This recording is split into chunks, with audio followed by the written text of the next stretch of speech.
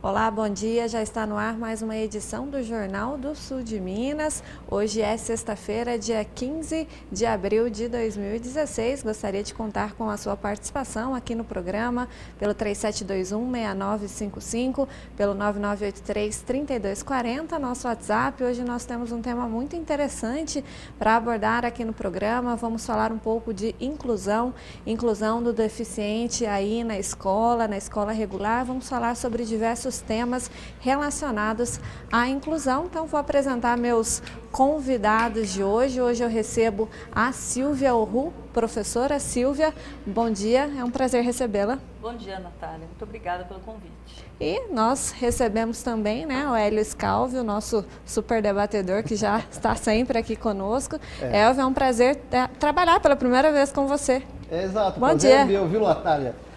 Sou telespectador do seu programa, tá? Do ponto de vista, e acho muito interessante os debates lá também. Eu acho que mandar um abraço para o Fábio, né, que está acamado, grande parceiro, já há 6 anos vamos completar aí de Jornal do Sul de Minas, né? Se você me permitir, rapidamente, queria mandar uns abraços aos nossos amigos, né? Fique à vontade. Hoje eu vou mandar uns abraços especiais para alguns palmeirenses que ficaram chateados ontem, embora o Palmeiras tenha ganhado de 4-0, não adiantou nada porque o Nacional do Uruguai, que o Palmeiras dependia, perdeu a partida lá pro time da Argentina. Então eu quero mandar um abraço pro Paulinho Jaqueta, companheiro, amigo, velho de guerra lá da INB, Marco Sansão, vereador palmeirense também, família toda palmeirense, o Alessandro Gaiga, o Zé Carlos Rabelo, o Hélio Rabelo, meu filho Rodrigues Calvi, que assistiu comigo lá ontem e ficamos decepcionados, e o Ramiro Chavasco, todos eles aqui, telespectadores assíduos do Jornal do Sul de Minas. Um abraço a todos. Quero mandar um abraço para a Fabi Camilo, que acompanha também o Jornal do Sul de Minas e também toda a programação da TV Poços.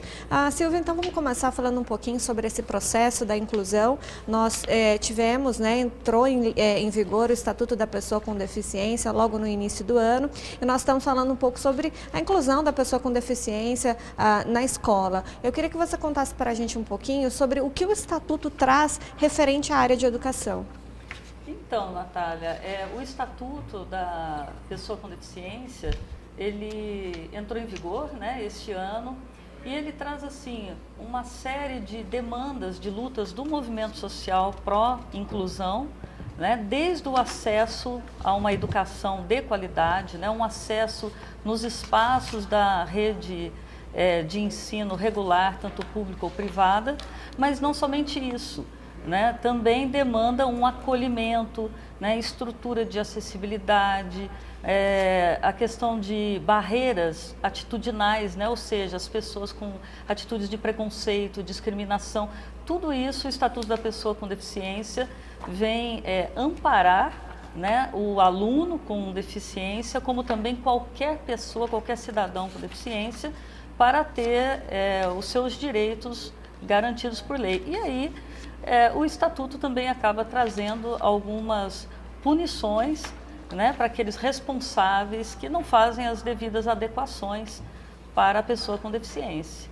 Nós tivemos em algumas oportunidades, até comentamos em outra oportunidade eu e você, Silvia, sobre algumas escolas que queriam cobrar a mais para receber esse aluno com deficiência, e hoje o Estatuto ele proíbe qualquer tipo de barganha, você tem que pagar um pouco a mais para que eu receba o seu filho na minha escola. Pois é, isso foi algo assim tremendo e necessário do Estatuto contemplar. Lamentavelmente, havia mesmo muitas escolas que estavam cobrando, escolas privadas, e é algo que, na verdade, desde a nossa LDB, 93, 94, de 1996, se está dizendo que o direito à educação é para todos, essa questão de cobrar uma mensalidade, ou qualquer taxa a mais, ela acaba impedindo os familiares de poderem oferecer para o seu filho, esse espaço, e essa possibilidade do direito à educação também na escola privada. Então, hoje, realmente não pode cobrar taxas, e o Estatuto vem colaborar para que as famílias consigam cada vez mais incluir os seus filhos nas escolas. Ainda abordando esse tema, eu queria perguntar para a senhora o seguinte: a escola, ela não, a maioria das vezes não está preparada para isso, a maior parte das escolas.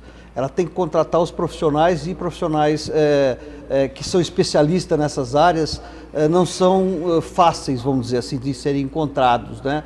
Ou são profissionais que muitas vezes não têm o preparo para trabalhar na área de educação. São da área médica muitas vezes, não são profissionais da educação que não têm o treinamento básico. Como as escolas particulares, basicamente, fariam ou fazem para conseguir montar uma sala com pessoas de diferentes tipos de dependência, né, ou de limitações, como fazer isso para encontrar os profissionais no mercado? Então, essa questão da escola não estar preparada, né, é algo que a população fala muito a respeito. Mas, na verdade, a nossa LDB já vai completar 20 anos. E aí eu costumo dizer o seguinte, vamos imaginar o caso, né, de eu estar com um ente querido dentro de um carro, sofrer um grave acidente e ir para um pronto-socorro. E aí o meu ente querido está entre a vida e a morte. Chega lá, o médico de plantão vai falar assim, não posso fazer nada, não estou preparado, então eu não vou fazer a cirurgia. Isso é inaceitável no campo da saúde. Perfeito. Na área da educação, na verdade já deu mais do que tempo, né, das pessoas procurarem essa preparação que nunca vai ser completa, né? Por que nunca vai ser completa? Porque não existe uma receita para a inclusão. Se hoje eu tenho um garotinho com paralisia cerebral na minha sala de aula e eu, com a convivência com esse garotinho, com estudos, com conhecimento, fiz de tudo para fazer adaptações curriculares, fazer um planejamento individual e coletivo para as demandas dele, o ano que vem eu recebo outro garotinho, não necessariamente as minhas práticas, as minhas ações serão as mesmas, né? Então, assim, para conviver com pessoas diferentes, nós temos que partir para um outro ponto de vista, que a diferença não está no outro que tem a deficiência. A diferença é de todos nós, né? Então, é um equívoco, muitas escolas pensarem, que as turmas são homogêneas quando não tem uma criança com deficiência, né? Então, o professor ele tem que estar continuamente se preparando suas vivências junto com seus alunos. O que a senhora quer dizer, então, em resumo, é que é obrigação da escola preparar o profissional? É obrigação dos profissionais, é obrigação das universidades preparar bem os seus futuros professores, né? A universidade tem que desempenhar um papel importantíssimo nisso e, infelizmente, ainda é pouco o que se faz, poderia se fazer mais. As escolas têm, sim, obrigação de se estruturar, preparar os seus profissionais. Se tem dúvida de como trabalhar, chamar um profissional que tem bastante experiências, vivências no assunto, convidá-lo para conversar com os professores, convidá-lo para conversar com os familiares de todas as crianças, né? E assim nós vamos fazendo essa inclusão acontecer. Algo que eu achei interessante, Silvia, que você falou, é a respeito justamente de que uma sala ela vai ter perfis diferentes de alunos, independente de ser um aluno com deficiência ou não. E aí a gente entra nessa questão da educação, e nós falávamos em outra oportunidade, justamente de querer que o aluno dê conta de tudo. E isso ainda é muito difícil na educação e a gente tem que cumprir todas essas metas. E imagine ainda para a criança, né, que tem uma deficiência e cada aluno tem o seu tempo, né? Como lidar, né, com esse processo, com o tempo de cada aluno dentro de uma sala. Nós temos, por exemplo, o exemplo da Escola da Ponte, que trabalha de uma maneira super interessante, uma escola, se não me engano, em Portugal, enfim, que trabalha dessa maneira, com o tempo de cada aluno. Enfim, o que você pensa a respeito hoje desse modelo da educação brasileira? Então, eu tenho estudado e pesquisado já há algum tempo, né, a respeito de práticas pedagógicas inovadoras, né? E o que nós vemos assim, tanto a Escola da Ponte, como você citou muito bem, como escolas na Finlândia, nós temos também uma escola aqui no Brasil que trabalha bem dentro dos critérios da Escola da Ponte, né? E o que nós vemos assim que as melhores escolas que nós estamos vendo hoje no planeta, e eu tenho feito esse acompanhamento, elas mudaram a sua configuração. O que quer dizer isso? Né? Essas escolas deixaram de olhar o aluno, né, como alguém inferior que não sabe nada, né, e olhar o professor como alguém hiper superior que sabe tudo, né?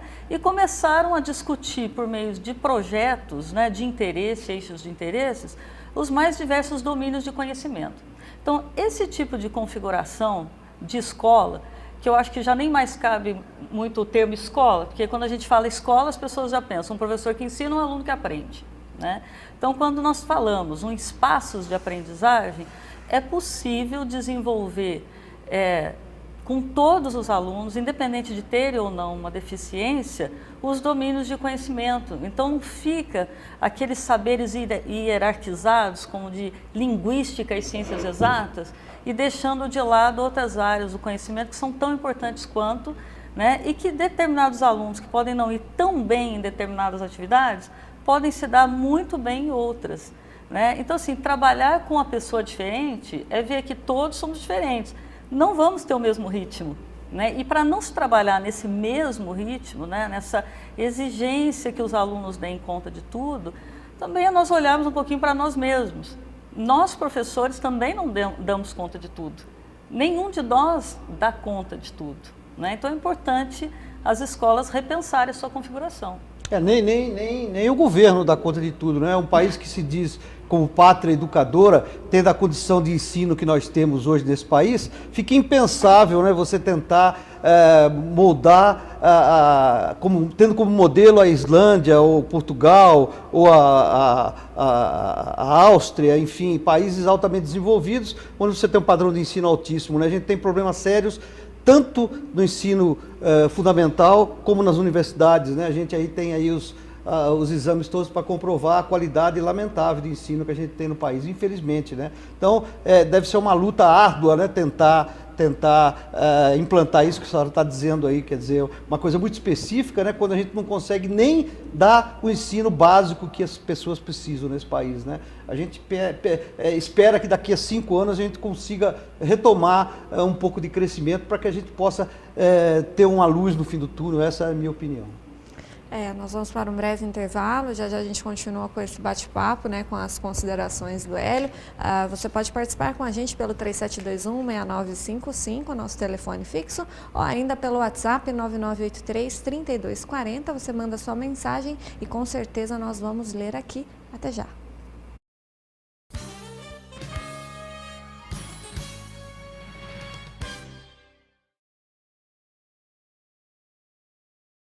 Durante todo mês de abril, a sorte vai bater na sua porta. Aniversário Sorte Grande Casa dos Pisos. Grandes ofertas e muitos brindes pra você. Porcelanato Delta polido Avório, R$ 39,99 o metro quadrado. Revestimento Lume 33 por 51, R$ 9,99 o metro quadrado. Pontas de estoque. Porcelanatos Delta a partir de R$ 19,99 o metro. Lajota Fênix 11,5 por 24, R$ 17,99 o metro quadrado. E que sorte a sua! A Casa dos Pisos leva você pra Maceió. A cada R$ 100 em compras, você concorre a essa viagem. Comemore conosco. Horário especial. Loja aberta das 8 da manhã às 8 da noite. Esperamos você. Móveis usados Champanhar. Mesas, cadeiras, armários de cozinha, geladeiras, fogões, camas, estofados, videogames, televisões e computadores. Tudo para a sua casa ou escritório. Compra, venda e troca. Ainda entregamos em domicílio. Venha fazer seu orçamento. Móveis usados Champanhar. Avenida Champanhar 1468, 3712-6693. Catarino Restaurante Pizza Bar, um dos melhores restaurantes e pizzarias da cidade e região. Tradicionalmente conhecido pela qualidade de seus pratos da cozinha contemporânea, pela atenção especial no atendimento e por oferecer ainda porções, pizzas e massas artesanais. Um serviço completo de bar e ainda rodízio de sushi. Dispõe de 3 ambientes, deck, salão principal e mezanino, oferecendo total conforto em meio a uma arquitetura diferenciada, baseada na rusticidade, mas com muita classe e conforto. Meu dente era torto, não podia comer nada, doía. Era complicado, né? Eu saía pra uma festa, tinha vergonha de sorrir. Eu vim na clínica, fiz os exames. No dia seguinte, meus dentes já tudo pronto. Hoje eu posso sorrir, conversar tranquilamente. Muito bom. Eu imaginava que ia ficar bom, mas não ficar tão bom ficou, né? E minha vida mudou muito. Implar, referência em reconstrução do sorriso.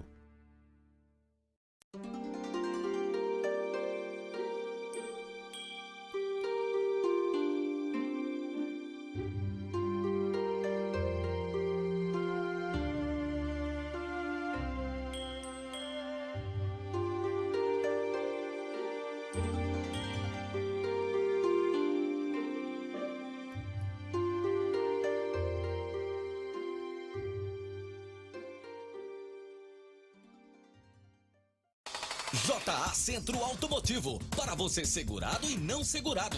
Oficina especializada, alinhamento 3D e balanceamento, suspensão, freios, manutenção de ar-condicionado, injeção eletrônica, correia dentada, óleo e filtros. Venha conhecer a JA Centro Automotivo e faça a sua revisão completa com equipe treinada e melhor atendimento. Avenida João Pinheiro, 1081, 3715-9550. Estilo, elegância, sofisticação, bom gosto. Você só encontra aqui. Superlar Móveis. Tudo em 12 vezes nos cartões. Venha conhecer nosso showroom.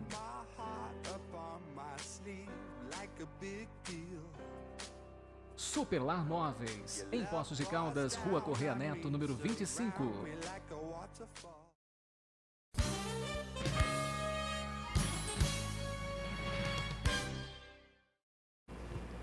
Voltamos com o Jornal do Sul de Minas. Hoje eu recebo a professora Silvia Orru e também o Hélio Scalvi. Nós estamos falando um pouco sobre a questão da educação, da inclusão da pessoa com deficiência também na escola. E você vai acompanhar agora uma reportagem sobre tecnologias assistivas e depois a professora vai nos explicar um pouco melhor sobre o que se trata. Aos 9 anos e cursando o 3º ano do ensino fundamental, a rotina escolar de Nicolas, que tem paralisia cerebral, começou a mudar há quase 2 meses e graças à atitude desta professora. Ao perceber que o aluno tentava escrever batendo a mão nas pequenas teclas do computador, ela teve uma ideia. Eu não sei nada sobre tecnologia, muito menos sobre engenharia de tecnologia e não sabia se ia dar certo, porque existem normas técnicas, né, do miolo do teclado e tal. E aí eu conversei com o professor de física e ele fez um contato com um aluno da UERJ que falou que era perfeitamente possível desenvolver um teclado grande, modificando posições, inclusive e tal. A partir daí, a gente construiu a parte de fora, né? Tanto a mesa quanto as teclas, né? E essas teclas, elas têm assim uma função mais dura, vamos dizer assim. Por ele bater com força nas teclas, se ela fosse sensível, iriam aparecer muitas letras. Então ela já foi programada para precisar bater com força mesmo. E é por isso que acho que dá certo para ele. Então é uma coisa assim, muito gratificante, entendeu? Porque na realidade era uma coisa que eu já corria atrás dele desde que ele tinha 4 anos, porque a gente via a parte cognitiva dele, mas a dificuldade motora dele era muito grande, entendeu? Então a gente ficava pensando como que seria isso. Nós colocamos a professora, pedimos a professora nos colégios, ele sempre teve, mas a gente quer assim, a independência. Entendeu? O que eu busco com ele é ele ser independente, é ele ver que ele pode. O teclado foi desenvolvido com a ajuda de alunos do curso de Engenharia de Tecnologia da Universidade Estadual do Rio de Janeiro, em Nova Friburgo. As teclas grandes e coloridas estão ligadas em um laptop que reproduz as letras na tela.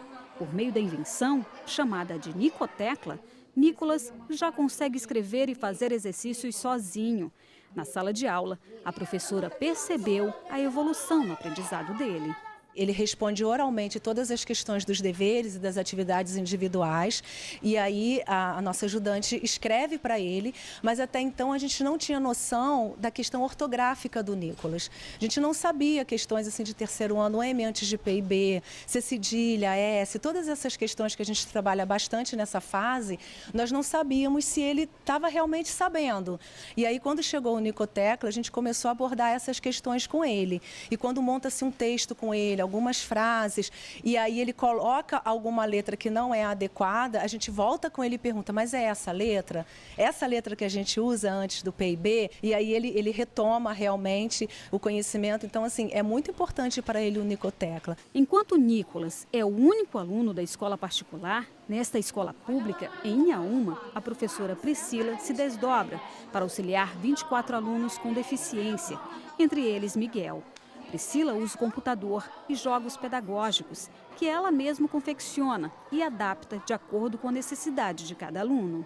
A escola dispõe de computadores, o aluno pode fazer o uso para a parte escrita, né? Toda essa adaptação, tanto da sala de aula, ela pode ser usada na sala de recursos, com as adaptações que nós fazemos na sala de recursos para que o aluno possa fazer o registro por escrito e além de outros materiais, como material dourado, materiais que eu confecciono para o uso dele, tanto na sala de aula quanto na sala de recursos. Tive nota boa na prova, eu tive MB, eu estudo muito. Ele desenvolveu muito bem mesmo. Em relação a uma outra escola que ele teve anteriormente, que não era da rede pública, quando ele veio para cá, ele começou, no primeiro ano eu já vi uma diferença grande, apesar de no primeiro ano ele não ter tido sala de recurso, porque era uma educação infantil só, né? Mas depois ele vem me surpreendendo.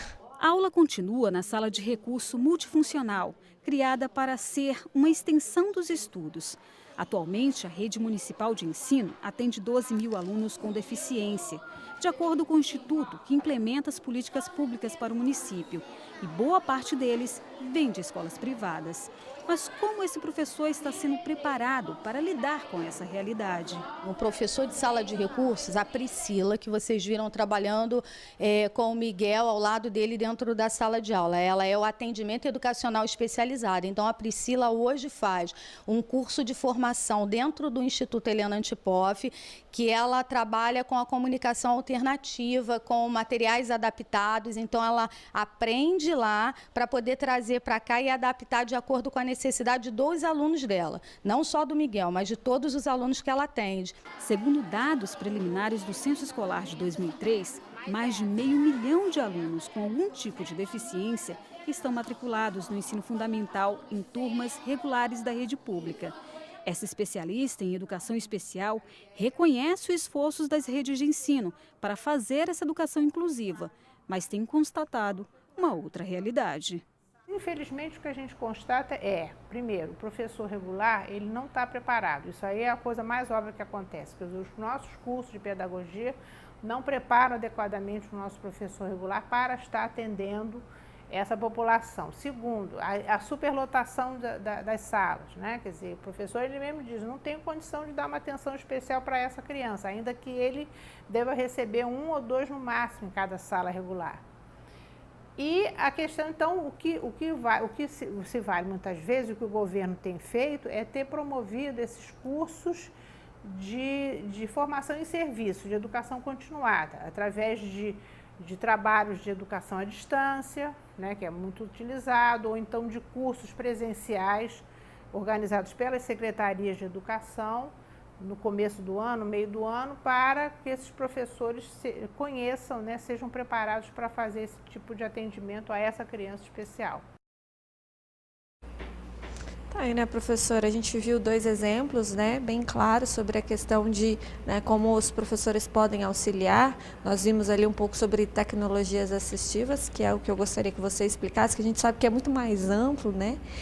Antes também queria dizer, temos alguns exemplos aqui na cidade de escolas que dão certo e que têm profissionais que querem fazer.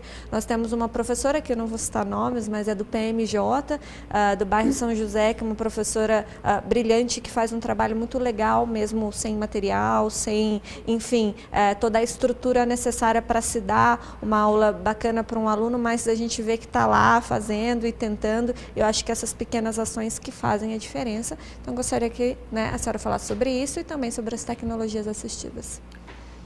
Então, Natália, realmente tem escolas, tem professores que fazem acontecer, como nos 2 exemplos, né, que nós vimos aí nessa matéria, tanto numa escola pública como privada.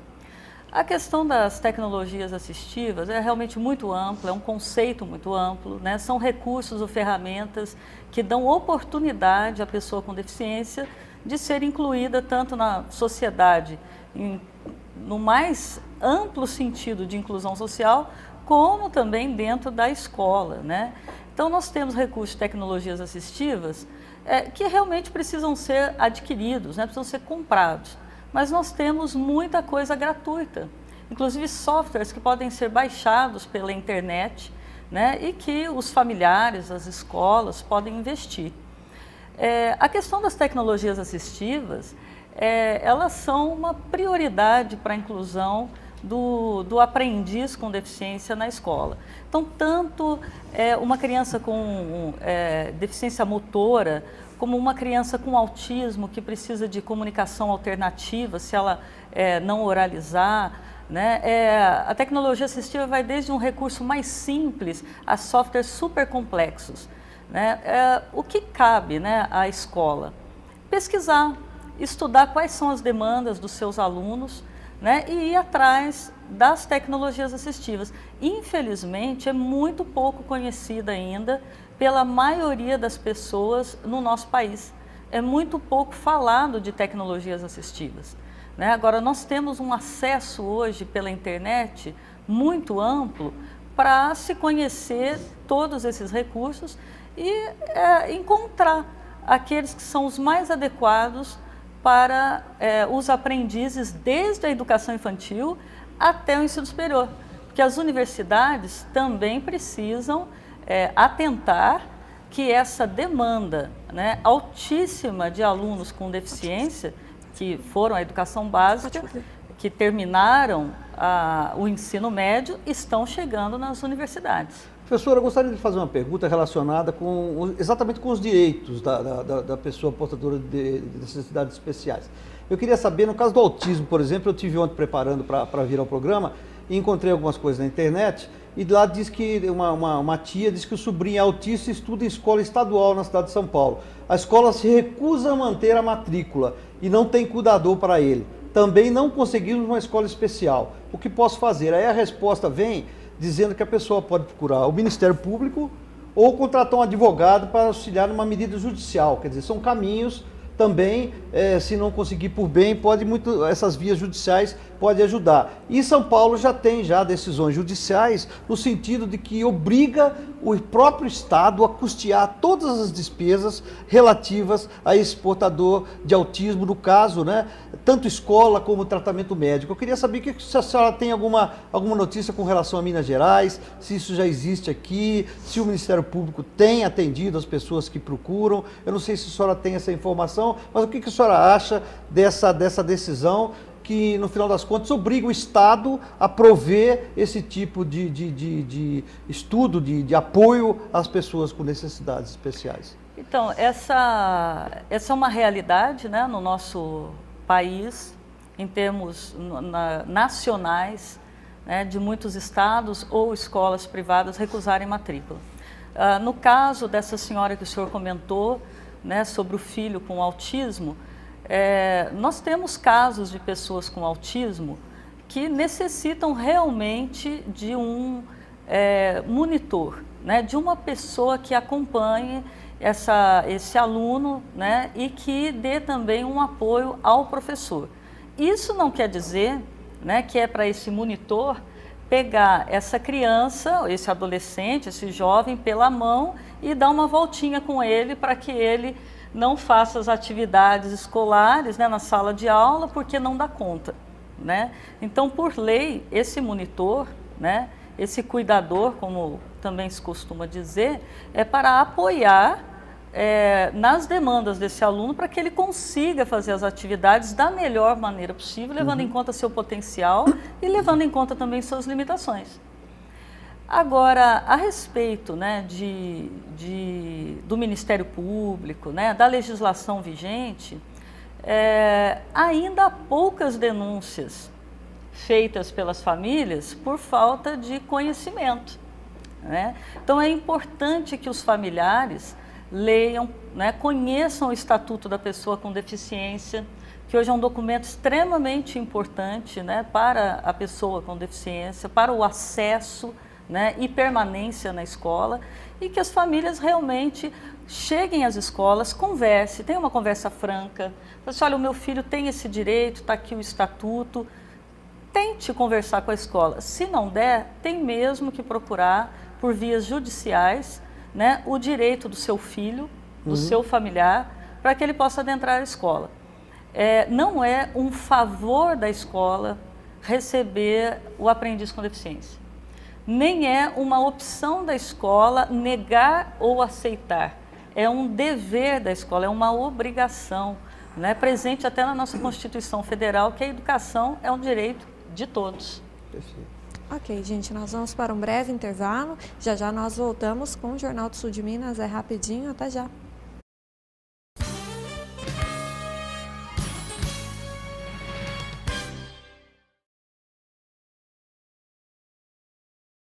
Na Carneiro Casa e Construção, você encontra tudo para a sua casa e muito mais. Pisos e revestimentos a partir de R$ 10,49 o metro quadrado. Assento almofadado Astra, apenas R$ 59,00. Bacia com caixa acoplada e casa Sabará, por R$ 179,00. Kit Atlas para pintura, só R$ 17,90. Tomada Tramontina 2 polos mais terra, apenas R$ 4,90. Comprem até 5 vezes no cartão e 10 vezes no crediário. Aceitamos também Construcard. Visite nossa loja 2, Carneiro Casa e Construção. Você sofre com o nariz entupido por conta de alergia, tempo seco, poluição e ar-condicionado? Faça como milhares de pessoas que aliviaram todos estes sintomas com o uso diário do Lota. Melhore sua qualidade de vida e respire mais. Conheça o Lota, higienizador nasal, e veja o que ele pode fazer por você. Informações e compras online no endereço lota.com.br. JA Centro Automotivo, para você segurado e não segurado. Oficina especializada, alinhamento 3D e balanceamento, suspensão, freios, manutenção de ar-condicionado, injeção eletrônica, correia dentada, óleo e filtros. Venha conhecer a JA Centro Automotivo e faça a sua revisão completa com equipe treinada e melhor atendimento.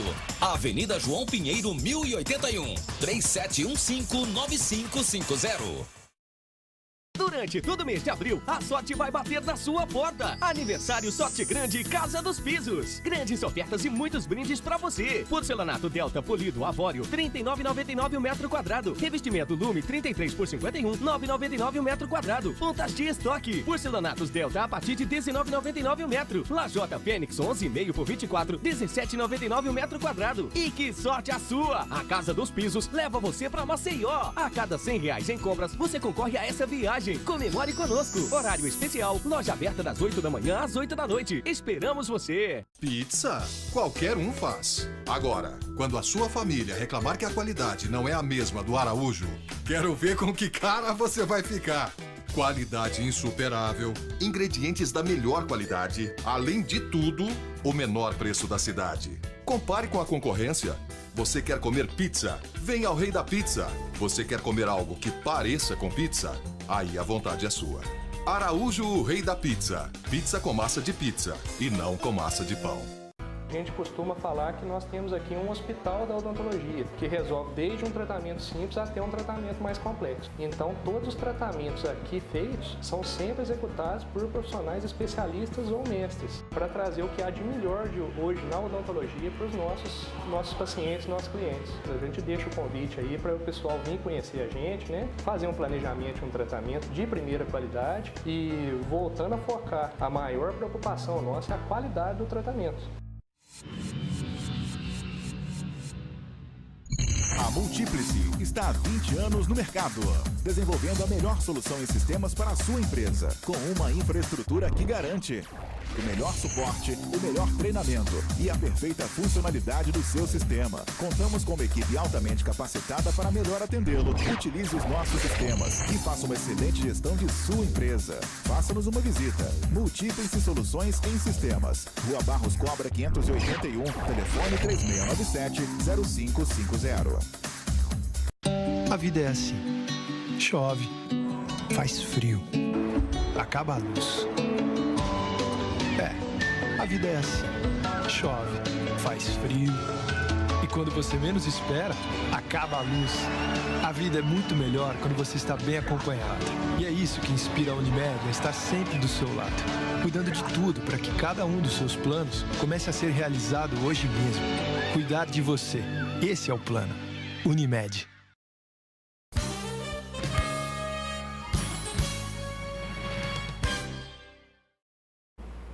Voltamos com o Jornal do Sul de Minas. Hoje eu recebo a professora Silvia Elru e também o Hélio Scalvi, que nos ajuda, né, a debater um pouco sobre a questão da inclusão. Antes da gente continuar esse bate-papo, você vai conferir agora o quadro Dicas de Economia da Zezé Scaciotti.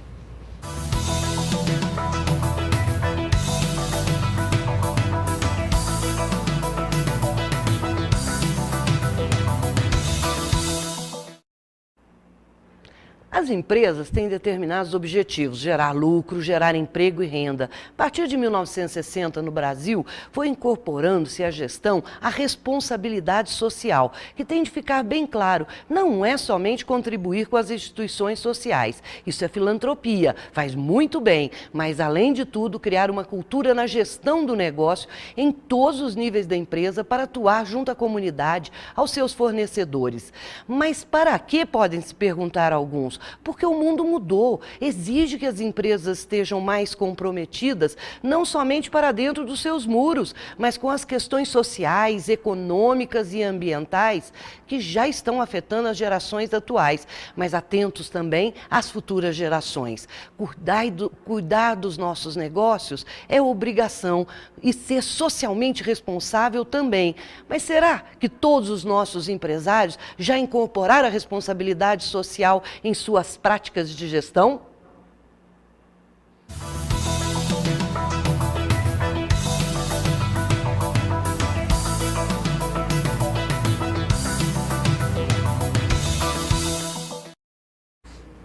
Tá aí, você conferiu uma super dica da nossa querida Zezé Scaciotti, uma dica de economia. Com certeza vale a pena, né, conferir o programa toda sexta-feira e conferir essa dica. A gente vai voltar para o nosso bate-papo, para finalizar o programa, que o nosso tempo já está curtinho. Professora, eu queria que a senhora finalizasse falando sobre a questão do preconceito. Muitas pessoas dizem que não existe mais preconceito e vários tipos de preconceitos. Eu, na minha opinião, acredito que hoje a gente mascara esse preconceito. Em relação à pessoa com deficiência, como você vê essa situação e como lutar contra ele? A questão do preconceito, né, ela é latente em qualquer sociedade, né? Então, o que é o preconceito? Né? Ele pode ter duas vertentes. Uma é o preconceito explícito, né? É aquele que rejeita mesmo o outro, deixa muito claro isso, né? Que recusa a matrícula, que deixa esse aluno de lado, e aí vai. Mas existe um outro lado do preconceito, que nós chamamos de barreiras atitudinais, que muitas vezes são por desconhecimento da sociedade. Né? Então, existe um pré-julgamento de que aquela pessoa, por ter uma determinada deficiência, não vai aprender, né? Não vai acompanhar, vai atrapalhar os outros alunos em sala de aula, né, que a deficiência, o déficit é muito maior que o potencial da pessoa. Né? Então, nós precisamos combater o preconceito em nós mesmos. Uma das melhores formas, né, de nós combatermos o preconceito e a discriminação é nós olharmos para nós e vermos quais são as nossas limitações. Né? E nos colocarmos no lugar, ou melhor, tentarmos nos colocar no lugar do outro. Né? E pensar assim, este outro que tem uma deficiência, né, ele já faz vou usar bem o termo, sacrifício, né, um esforço enorme para se adaptar o tempo inteiro numa sociedade que não foi planejada para ele. Nem infraestrutura física, né, além daquele padrão que é considerado normal, né, eu nem gosto de usar essa palavra, né, mas o padrão normal para a sociedade. Então, o que é normal? Né? O que é anormal? Então, se nós nos colocarmos no lugar desse outro, né, nós vamos diminuir, né, o preconceito em nós mesmos, vamos reduzir, de preferência extingui-lo, né, e vamos colaborar para uma sociedade cada vez menos excludente. Temos mais uma pergunta aqui, né, que chegou de algum telespectador nosso, a Daniela do Santa Rosária. Ela disse o seguinte: como as mães e profissionais da saúde e educação podem identificar de maneira mais precoce possível o autismo nas crianças? Acredito que quanto antes seja identificado, mais efetivos sejam os cuidados. Olha, o diagnóstico tardio do autismo, ele realmente é algo muitas vezes complicado. Mas também é importante as famílias pensarem no seguinte: hoje nós estamos tendo uma supervalorização do diagnóstico do autismo. Então, por alguns critérios do diagnóstico serem, vou dar um exemplo, a criança não olha, a criança com autismo não olha nos olhos dos outros. Então, às vezes, o professor ou a família tem uma criança ali que não olha muito nos olhos, já se acha que é uma criança com autismo. Então tem que tomar cuidado com isso. Para ter certeza do diagnóstico de autismo, é necessário que sejam preenchidos diversos critérios, que são colocados tanto pelo Manual de Psiquiatria da Associação Americana de Psiquiatria, como da CID-10. Contemplando todos esses critérios, os pais desconfiam, às vezes porque a criança tem dificuldade de interação social, já está com 2, 3 aninhos, ainda não oraliza, ou se oralizava, parou, estagnou ou regrediu. Então é importante procurar o pediatra, conversar com o pediatra a respeito, ou procurar um neurologista, que são os profissionais da saúde que costumam dar esse diagnóstico. E a partir do diagnóstico recebido, pensar o seguinte: autismo não é uma doença, autismo é uma condição, uma singularidade a mais na constituição desse indivíduo, desta pessoa. E aí sim procurar profissionais da área da saúde como fono, psicólogos, se for necessário, se for o caso, fisioterapeuta, terapeuta ocupacional, e procurar uma escola que seja aberta. Todas as escolas devem receber esse aluno, mas procurar uma escola que tenha a inclusão como um princípio dela, como um valor dessa escola, para conversar e colocar o seu filho o quanto antes junto com outros coleguinhas, porque é na convivência social que essa criança vai se desenvolver como qualquer outra. Agora, há casos de pessoas com autismo, que é pouco falado pela mídia, de uma situação extremamente complexa, hoje com o diagnóstico de transtorno do espectro do autismo nível 3, antigamente se falava um autismo severo, que muitas vezes é preciso outras formas de atendimento desta pessoa. Professora Silvia, eu queria muito agradecer a sua participação e disponibilidade aqui no Jornal do Sul de Minas. Muito obrigada. Eu que agradeço, Natália. Muito bom estar sempre com vocês. Muito obrigada. Hélio, suas considerações? Eu queria agradecer a oportunidade de estar aqui com a professora da Unifal, e dizer que eu estive lá na primeira semana de engenharia de Minas, lá na Unifal, convidado, dei uma palestra lá agora, terça-feira.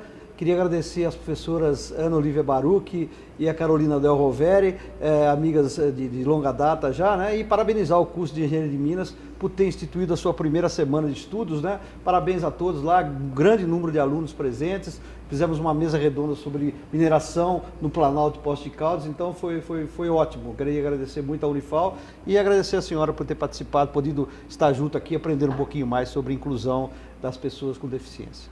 Obrigado, bom final de semana.